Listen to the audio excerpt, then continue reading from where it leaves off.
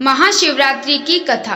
परमपिता ब्रह्मा के मानस पुत्र दक्ष जब प्रजापतियों के राजा बने तो उन्होंने एक विशाल यज्ञ का आयोजन किया।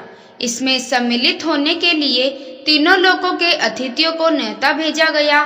सिर्फ भगवान भोलेनाथ को छोड़कर भगवान शिव राजा दक्ष के जमाई थे, लेकिन दक्ष को भोलेनाथ का अलबेला और मस्त मौला स्वभाव तनिक भी नहीं भाता था। जब शिव की अर्धांगिनी और दक्ष की पुत्री सती को पता चला कि उनके पिता ने यज्ञ का आयोजन किया है तो उन्होंने भी उसमें सम्मिलित होने की इच्छा जताई, लेकिन भोलेनाथ बिना आमंत्रण के यज्ञ में जाने को तैयार नहीं हुए, इसलिए सती को वहां अकेले ही जाना पड़ा। वह जैसे ही सभागृह में पहुंची, उन्हें शिव की निंदा सुनाई दी। सती को देखकर भी उनके पिता नहीं रुके, वह शिव की बुराई करते रहे। सती ने अपने पिता को समझाने का प्रयास किया, लेकिन राजा दक्ष ने उनकी एक न सुनी। सती अपना और अपने पति का अपमान सह नहीं पाई और वह यज्ञ स्थल पर बने अग्निकुंड में कूद गई। सती के अग्निकुंड में कूदने का दुखद समाचार लेकर नंदी कैलाश पर्वत पर पहुंचे।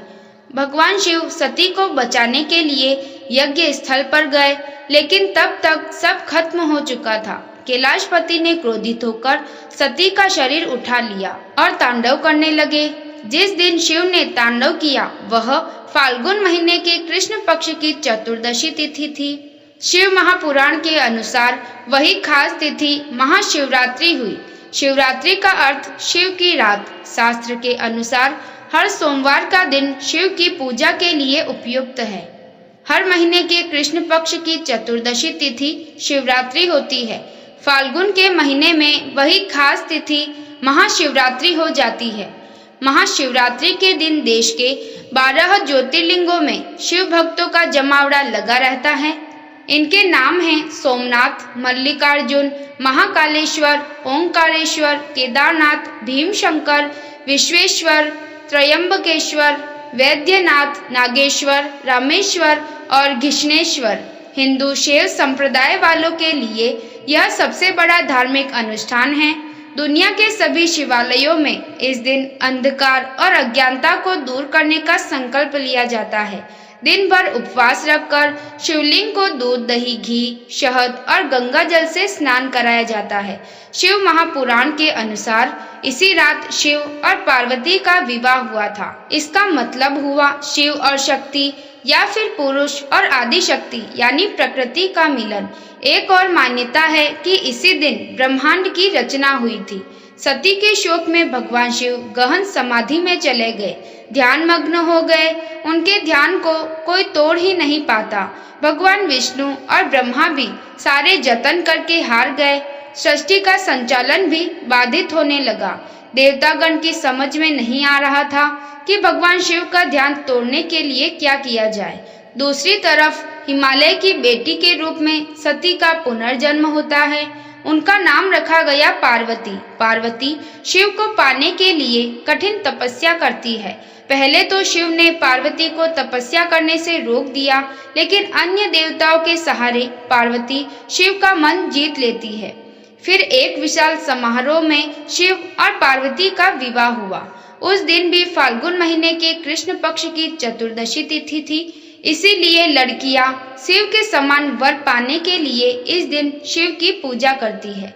मध्यकालीन इतिहास से पता चलता है कि संसार की मंगल कामना के लिए लड़कियां, विवाहित, विधवाएं, सभी स्त्रियां शिवरात्रि का व्रत करती हैं।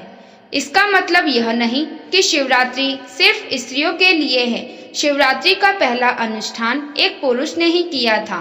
वह कहानी भी स्वयं शिव जी ने ही बताई है। शिव पुराण के अनुसार पुराने जमाने में काशी यानी आज की वाराणसी में एक निर्दयी शिकारी रहता था। उसे धर्म कर्म से कुछ लेना देना नहीं था। उसका रोज का काम ही पशु हत्या थी। एक दिन वह शिकार करने के लिए जंगल गया और रास्ता भटक गया। शाम घिर आई। जंगल के जीव जंतुओं के डर से वह एक पेड़ पर चढ़ गया।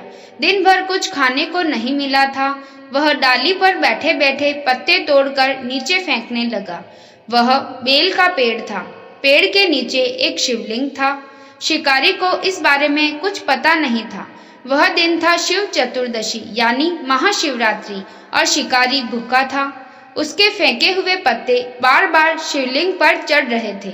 दूसरे दिन शिकारी घर लौटकर देखता है कि उसके घर एक अतिथि आया हुआ है।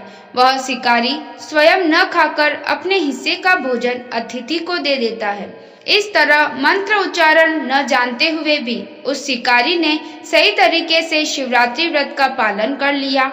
बाद में जब शिकारी की मृत्यु हुई, अब शिवदूत और यमदूत के बीच विवाद हो गया।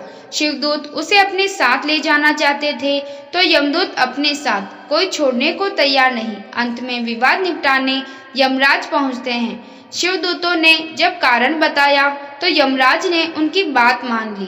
कहा जाता है कि अगर कोई विधि विधान से शिव चतुर्दशी का पालन करता है तो उसे यमलोक नहीं जाना पड़ता, उसे स्वर्गवास या मोक्ष मिलता है। इसलिए हजारों वर्षों से शिव चतुर्दशी और शिवरात्रि मनाए जाने की परंपरा चली आ रही है। हर हर महादेव। आपको ये कहानी कैसी लगी कमेंट करें।